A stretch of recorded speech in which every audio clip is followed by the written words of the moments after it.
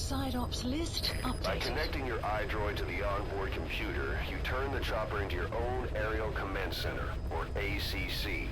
Some elements of staff assignment and R&D of weapons and items can only be performed from there. Take as long as you need to consider all your options.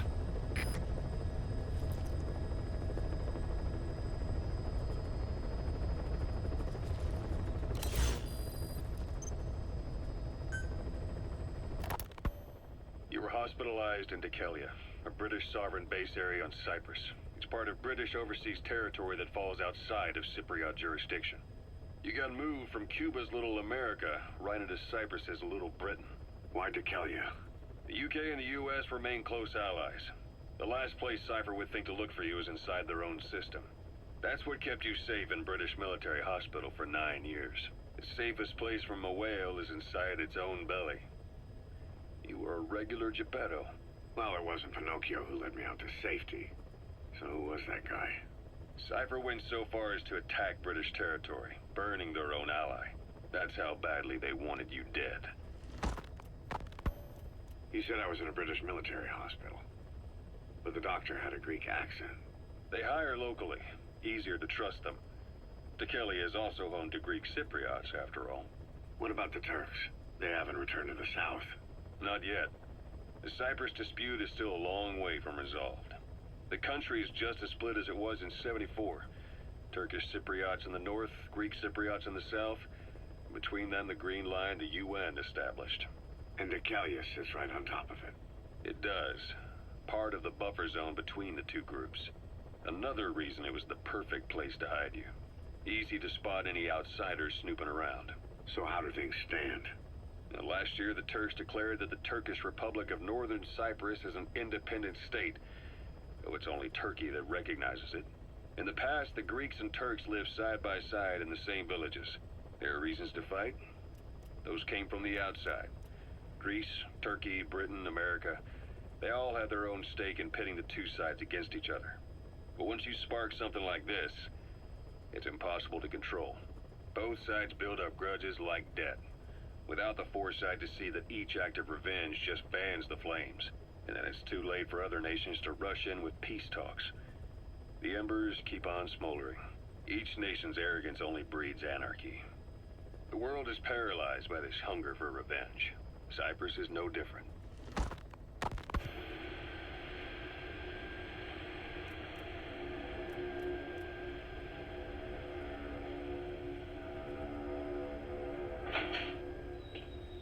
You're up. We're changing ships? We can't go sailing the Suez in a whaler. The Suez Canal. When did they reopen it? Not long after you were attacked. Once they finished sweeping it for mines after the Arab-Israeli conflict. Can you stand? We've got to transfer to a container ship for passage through the Suez. Our destination is Pakistan, Afghanistan's neighbor to the south. There, we disembark and head via Peshawar to the Zero Line, the border. We'll travel to the Khyber Pass by road. And then? We continue on horseback. Afghanistan's main roads are under Soviet control. We'll need to go around them.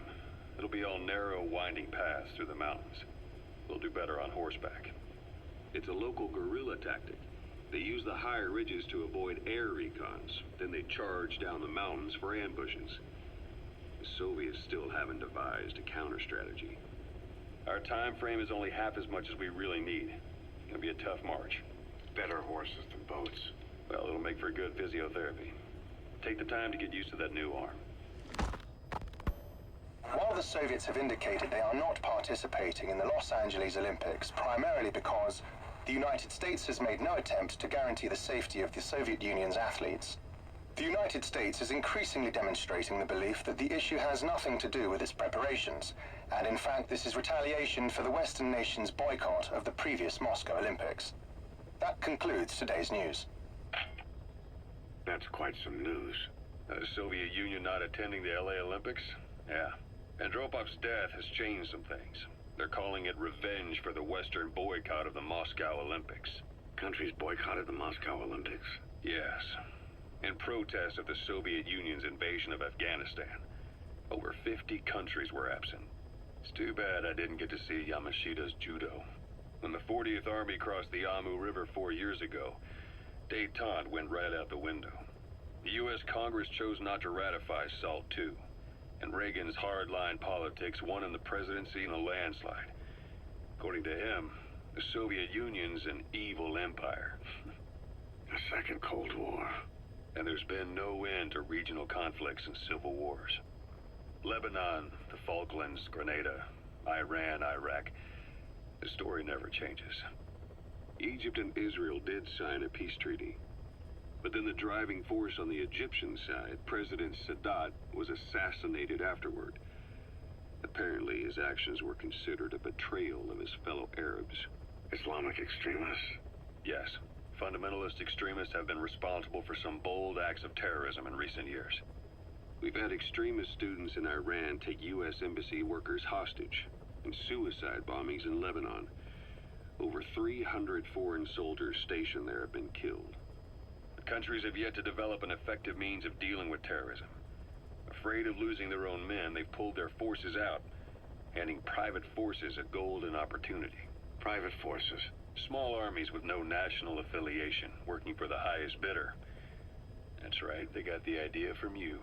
After Mother Base went down, they began spreading to meet the soaring demand. Miller's organization is just one of many PFs now. The entire world is after you. But at the same time, it needs you too. Miller told me about what happened in the Caribbean 9 years ago. You do remember Miller. You'd formed a private army with him. An army with no allegiance to a nation. I remember, but... I see. You're not sure what's fact and what's a fantasy caused by the coma. It's still all a mess, huh? All I can do is tell you the facts as they were told to me. I've gone easy on you up until now, but this is where the hard stuff begins. 1974, the year before you entered your coma. You were in Colombia, operating with a small unit of men, basically mercenaries. Miller was among them. Miller was trying to find a way to turn his and your talents into a line of work. He was looking to start a business where you would fight on behalf of others around the world, those who needed military force. But the reality was, at that time, you didn't have enough gear to equip your own men. Then Miller came across this client. It was a huge job he was offering, but you had a shot at pulling it off. You accepted it and headed into Costa Rica. The client even threw in an offshore facility in the Caribbean. The Mother Base, that would be your new base of operations. Miller sure did have a head for business. As your mission went on, your unit grew and grew. More weapons, more money. Before you knew it, you were commanding 300 men. As the organization got bigger, your military powers swelled to match. It got so the international community couldn't afford to ignore you. You were just too damn successful for your own good. You, your men, had worn out your welcome. Everyone was out for you. East, West, First World, Third. It was only a matter of time before someone took you down. And that was XOF. Officially, they're an anti-terror unit under the CIA. In reality, they're Cypher's private strike force. They lured you to Cuba using Chico, the Nicaraguan revolutionary kid, and Paz, a mole who worked for Cypher as bait. While you were gone, XOF, posing as a nuclear inspection team, stormed Mother Base. At the same time, C4 they placed on the strut legs went off. The whole thing went down in minutes. XOF. Kisses and hugs followed by a big FU. All because of Miller's blind spot. A back door into Mother Base no one suspected. You remember a certain scientist. Huey was responsible for bringing the inspection team on board, giving the enemy a perfect opportunity to hit you at home. You were returning from Cuba when it happened. Mother Base came damn close to taking you with it into the Caribbean. Those of your men out on assignment returned right away. They refused to believe the wreckage in the water they found was Mother Base. But they checked the coordinates again and again, until reality finally settled in. You were supposed to die that day. That was XOF's primary objective. As far as most folks know, you did. The first doctor to see you wasn't even sure what he was looking at. Before they'd even finished operating, your men moved you to that hospital in Cyprus. It was a woman named Eva who arranged that. Rings a bell, hmm? Most men in your condition would have been written off right from the start. But you survived. You went straight down to hell, and they pulled you out. Your eye wide open. Full of venom. The days of naked Snake are long gone. Welcome back, Venom Snake. This world still needs you. Here, Snake, try this on. A prosthetic arm. Yeah, Miller was calling it the arm that wasn't there. The physiotherapy's going well. Your arm's bulked up enough for it to fit. There. Perfect. A little time with it, and it'll work better than the real thing. What do you think? I can still feel my real arm. Well, you better get used to this one quick. You have any pain? Every now and then. Where? My fingertips. My left fingertips. Sounds like phantom pain. Your brain still remembers your old hand. Yeah. What about your vision? Can you see okay? Yeah, at the moment. Now, the shrapnel in your skull is pressing on your optic nerve. I'm told any hard impact could have an effect on your visual cortex. Yeah, the doctor mentioned that. Your brain might process visual information incorrectly. In other words, you could have hallucinations. You might see things that aren't there, or not see things as they really are. You experience any of that? I think so. When? Right after I wake up. Colors look faded. Colors, huh? Well, that's not a major concern in and of itself, but it could mean the difference between life and death in the field. You'll need to watch out for that. I will. All right. You should continue your physio. We'll be arriving soon. It's the last chance you'll get.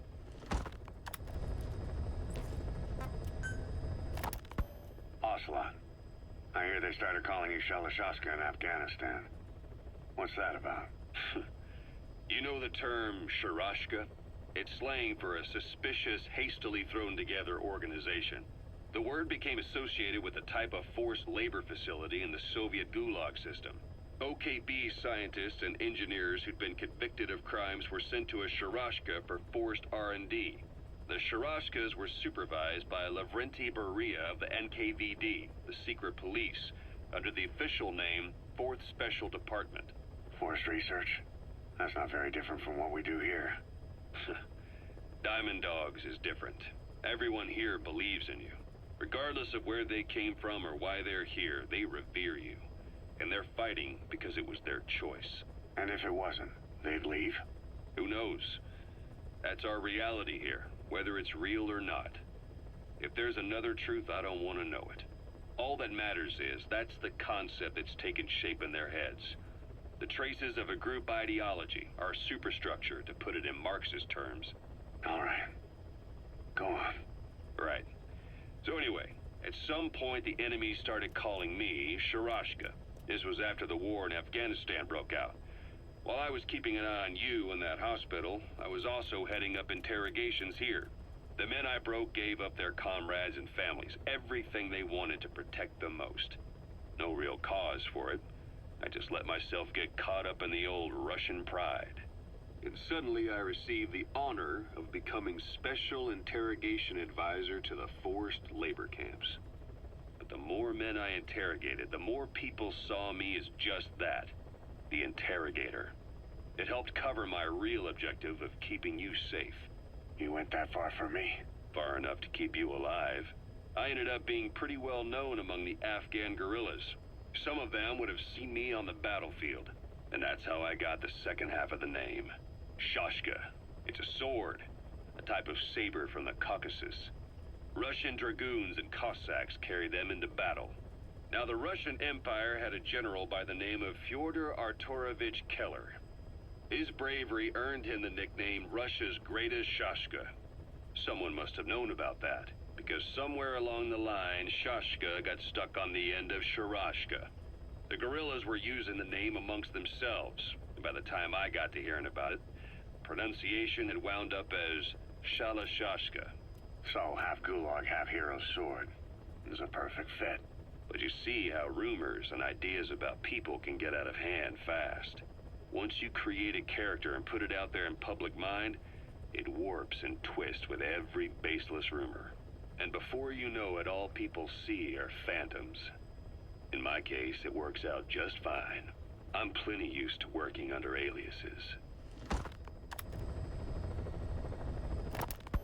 Ocelot, I hear they started calling you Shelley.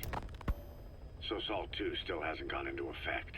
That treaty was drawn up to limit not just the size of the U.S. and Soviet Union's nuclear arsenals, but also their delivery systems. The whole deal. Just when we thought all those years of negotiations had paid off, somebody decides to invade Afghanistan. The timing couldn't have been worse. The president was in the middle of the SALT 2 talks back then. You mean while you were busy trying to stop Peace Walker? I heard. President Ford was meeting with the General Secretary in Vladivostok. In his absence, the political brass in America detected what they didn't realize was false nuclear launch data from Peace Walker, and were on the verge of ordering a retaliatory nuclear strike. Coleman's big idea? Humans are incapable of destroying themselves. Turns out he never knew what humans are capable of. If that AI, the boss, hadn't found a way to stop the fake data transmission, they probably would have gone ahead with the launch. Deterrence was revealed as the pipe dream it was. All thanks to you. And her. The U.S.-Soviet talks looked set to fall through. What happened in Nicaragua no doubt helped trigger a change of heart. But in the end... The time's to find the politics. When you've grabbed their tail, they turn and bite your hand. I first met you 20 years ago now. The place was Selenouyarsk in the Soviet Union. We were enemies. I was with the GRU. You were still fighting for America. 1964. Operation Snake Eater. Its objective? The assassination of the legendary soldier known as the Boss. When you returned home successful, they awarded you the title Big Boss. Your CO, Zero, sought to carry on the boss's will by covertly establishing his own organization. You knew the original members from Operation Snake Eater. From America, there was David O, or as he was to you, Major Zero. Donald Anderson, aka Sigint. Dr. Clark, who went by paramedic during the operation. And the fourth, you. From China, there was Eva. And me, Ocelot, from the Soviet Union. 6 in total. To us, government notions of friend and foe were meaningless. As were East and West, we joined forces by our will alone. Our objective was to fulfill the boss's dying wish, to make the world one. And to do it, Zero used the Philosopher's Legacy, the secret war fund you obtained during Operation Snake Eater. This organization would go on to become Cypher. I, on the other hand, was left with the problem. You only recovered half of the legacy.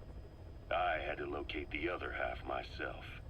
When I found the funds, I passed them on to Zero, just as you wanted. I still trusted him in those days. We thought what he was doing was the boss's will, until he started that one project. Les enfants terribles, Zero called it. You parted ways, as did Eva, leaving only Anderson and Clark still with him. I maintained limited contact, although truth be told, we were just keeping tabs on one another. The reason was always you. After you returned to the Army and created Foxhound, you left America. For a time, even I'd lost track of you.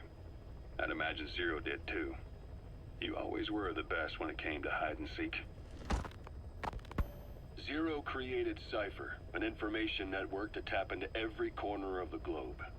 Woven together, Cypher's arteries make the world just one big organism. And that's not all. It also monitors the thorn in Zero's side. That's you, tracking your coordinates wherever you might go. The further you strayed from your roots, the larger Zero became. It's as if he was trying to close the gap between you. But before long, he disappeared from public life. Only a few people had direct contact with him. For a time, I was one of them. Then a year after you fell into your coma, he slipped out of sight entirely. Since then, nothing. No photos, no recordings, not even a reliable rumor as to his whereabouts. I tried every method I could think of, but Zero was gone.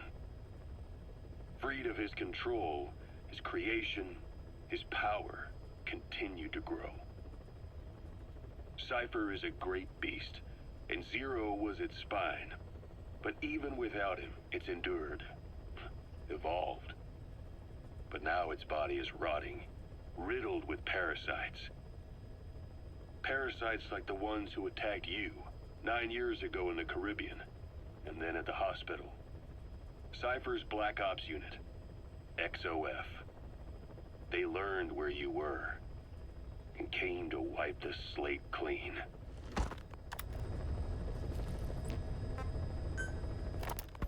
Christmas Eve, 1979. The Soviet Union rolled into Afghanistan. Muslims had revolted against the Soviet-friendly regime established the year before. The DRA forces could no longer contain it themselves, so the Soviets went in to intervene. The Afghan government was powerless and fraught with infighting. They lost the hearts and minds of the people, and that alarmed the Soviet leadership. With the Islamic Revolution happening in Iran, the Soviets felt they had to act fast or risk the spread of Islamic revivalism.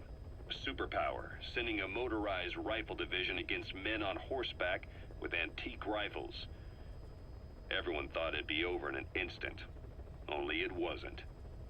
Some Muslims made their fight a jihad, a holy war, and began a guerrilla campaign on all fronts. A war of attrition. These fighters call themselves Mujahideen. They're being supported by the West through Pakistan. That's why Miller was involved. He was training them near the Zero Line, sponsored by the CIA. The war has become a nightmare for the Soviet troops stationed here. They thought they'd be headed home in 6 months at the most. Then a year passed. 2 years. Now here we are 4 years on with no exit in sight. Afghanistan has become the Soviet Union's Vietnam. The Soviet troops on the ground want to go home, but at least they have homes to go back to. The Afghans have lost theirs. The Soviets destroy the kishlaks, villages, wherever they can. They burn down homes and fields, fill in wells, turn pastures into minefields. It's created a mass of refugees who fled to Pakistan. If the Mujahideen are fish swimming around the villages, the Soviets will go so far as to dry out their ocean. But this has had a big price.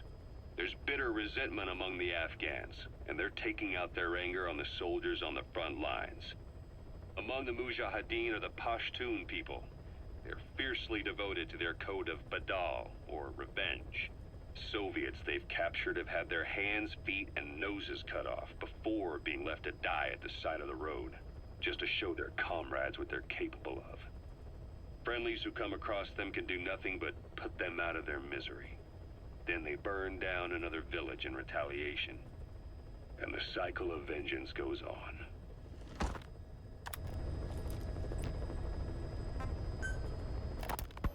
Kaz, what about the unit that attacked us in the mist?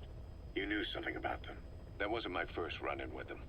It happened right before I was captured by the Soviets. We were on the Zero Line that day, the Afghan side, on our way back from training the Mujahideen at a mountain camp in Kunar province. There's a lot of that work in Afghanistan. Most PFs shy away from it because it draws too much attention. But for us, that was the whole point. The job itself went great. We just had to make it back to a tribal area in Pakistan.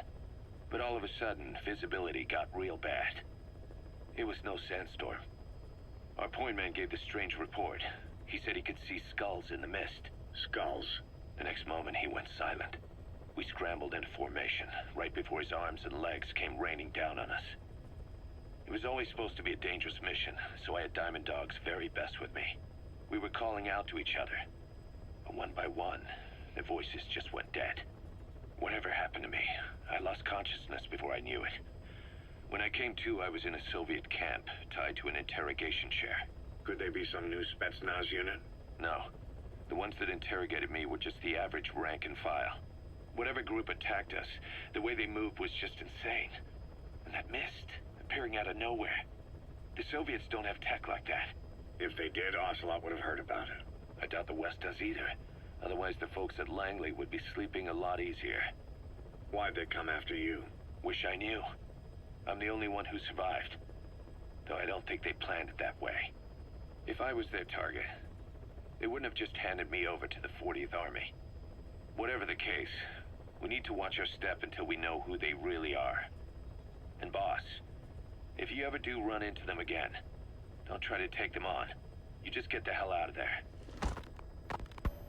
When I first started dealing with Zero, with Cypher, it was a somewhat parasitic relationship. Though, a mutually beneficial one. Cypher had no army of their own, so they wanted us.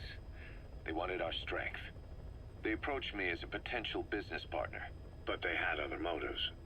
Cypher coaxed us into Central America, into that US-Soviet proxy war, to fuel Mother Base's growth. Once we were big enough, they'd force us to join them. That was the plan. That's why they had Paz, still Zeke. Right. And if we refused, she would use Zeke to fire a nuke from Mother Base. The world would consider us a liability, and countries would unite to destroy us. We stopped the launch. And yet they still took us down. Through that fake inspection they orchestrated to cover up their sabotage. That power Cypher wanted. We don't have it anymore. So why are they still after you? Is it just the fear of leaving you alive? I don't know. Was Zero really... All I know is the man I knew wouldn't want this. What do you mean? We have to consider that it might not be Zero we're dealing with. We know virtually nothing about Cypher anymore. How big they've gotten, what they want, or even who they really are. The new Mother Base started out as a test drilling rig operated by a mineral resources supplier, but their project fell through. The Seychelles government was happy to hand the place over to us. It was just scrap on stilts. So with a few dummy construction companies set up as fronts, we started renovating the half-finished rig. From the outside, it looked like the project was back on rails. Kaz, you... What? I see what you're doing. Recreating the Mother Base we had 9 years ago. Only this time. That's right. The Mother Base Cypher thought they destroyed will return from the grave to kill them. We'll prove to the world that we were the victors. And if we lose again? They can't fool us the same way twice. Now our enemies are in plain sight. And when our organization gets too big, we split it across companies. Any company that draws attention gets liquidated, and its capital is back-channeled into a new company. Most PFs are small-time operations anyway. And in this business, the minnows go bankrupt all the time. We've never aroused suspicion. Plus, we have Hewick. Hewick? Human Exploitation Company. It's a business specializing in intel gathering. Think of it as a civilian intelligence agency. Kaz, that's... Remember what they were trying to accomplish at the prison facility in Cuba? That gave me the idea. We dispatch moles into conflict zones around the world, and each sets up an intel network on site. Then they stay in place to give us stable points of contact when other nations intervene in the conflicts. Hewick's strength is that it has a cutout at each level. You get your job from one guy, then you hand it off to another. No one has direct access. It's a perfect black box. Hewick members also work their way into the superpowers intelligence agencies to make sure Diamond Dogs gets work. We have those countries by the balls. That's our deterrent when we need it. Networking? In the intelligence community? Sure, that's how we've grown this far. And when you go out on missions, intel from Hewick will be there to back you up. But despite all that, Cypher has its eyes on us. The only reason I'm not dead is that they needed to know where you were. Figured if you woke up, I'd go straight to you. That's why you made that ruckus at the Zero line. Yeah, to make their own surveillance work against them. I think it took some of the heat off Cyprus. Kaz. Then I just had to wait for you to save me. And I've gotten used to waiting. Kaz. That's not all. It was a good chance to scout the market. And with the West wanting the Soviets out of Afghanistan, their agencies are bursting at the seams with funding. Boss, let's start by building up our Afghan presence. Why put Mother Base in the Seychelles? We're at the center of the world here. We're all the way out in the Indian Ocean. Come on. Lebanon, Sri Lanka, East Timor, and Africa. From here, our reach extends to conflict zones the world over, including Afghanistan, of course. So it's prime real estate for a mercenary. Exactly. Latin America isn't as close as I'd like, but we have Amanda and her people to help in that department. And besides, the Seychelles government owes us a favor. Owes us? The Seychelles has strong ties to the east, which the west wanted to shake up. It came to a head 3 years ago, in an attempted coup. It was a force of South African mercenaries, with U.S. backing behind the scenes. They were only platoon size, but South Africa is home to some heavy PFs. Too much for the Seychelles to handle. In the end, they accepted help from the Tanzanian army, and quelled the coup. We set up the deal and handled on-site tactical instruction. That led to some training work for the Seychelles military. And when we put down a mutiny within their forces, well, we made a lot of people happy. They don't pay us. They just let us have a piece of their offshore territory on the promise we'll come running if something else happens. So we're bodyguards, too. It's a good setup. We can only take Mother Base so far here. We'll have to find somewhere else when this place starts getting big. Aren't you being a little hasty? Nothing hasty about it. You're back with us now. So, Kaz, the ship that took us from Cyprus, it used to be a whaler. Yeah, a Japanese vessel. How was the voyage? It was... stimulating. Well, she was part of a whaling fleet up until a few years ago. Her displacement isn't anything to write home about, but she can really move. She still had plenty of life left in her, but then the work dried up. Global opposition to whaling has been mounting for years. Is that right? The push to ban it has been gaining traction for a little over a decade. Individual species came under protection as the years went on, and then 2 years ago the IWC adopted a moratorium on commercial whaling. Several countries, including Japan, fought it to the bitter end, but eventually most whaling companies had no choice but to throw in the towel. You ever tried whale snake? Can't say that I have. When I was a kid in Japan, practically everybody ate it. That good, huh? The country was poor in those days, and whale was cheap. International opinions changed since then. In any case, that's why we were able to get a bargain price on the ship. Of course, we did end up spending 5 times the purchase price in modifications. We had to really work to fit in all the ESM and communications gear while keeping the whaler look intact. Right now she's going around conducting SIGINT missions.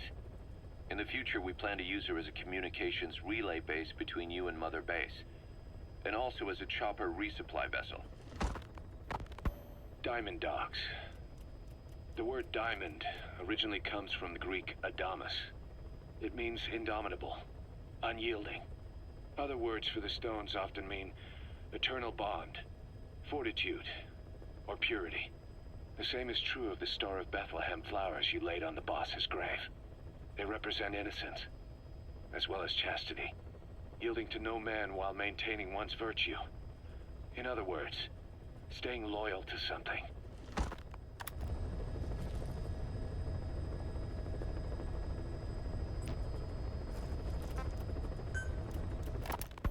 We were lucky to get our hands on that cyborg arm developer. There's no one in Diamond Dogs who can so much as maintain that thing. Bionic arm, not cyborg, if you go by what he calls it. But you're right, the East is light years ahead in bionics.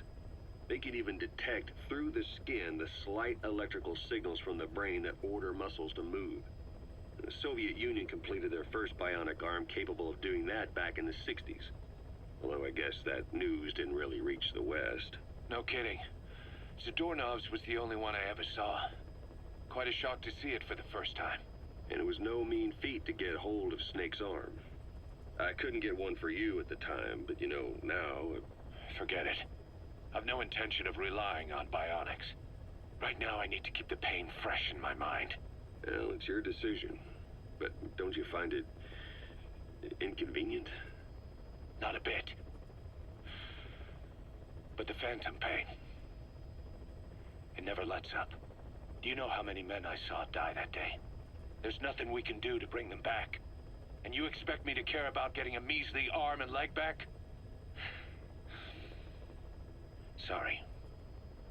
But my pain belongs to all our dead comrades. I'll keep living with it for their sake.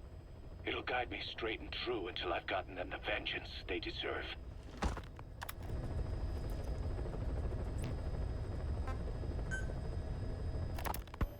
Snake, I wanted to ask you about the man on fire. What do you remember from the hospital?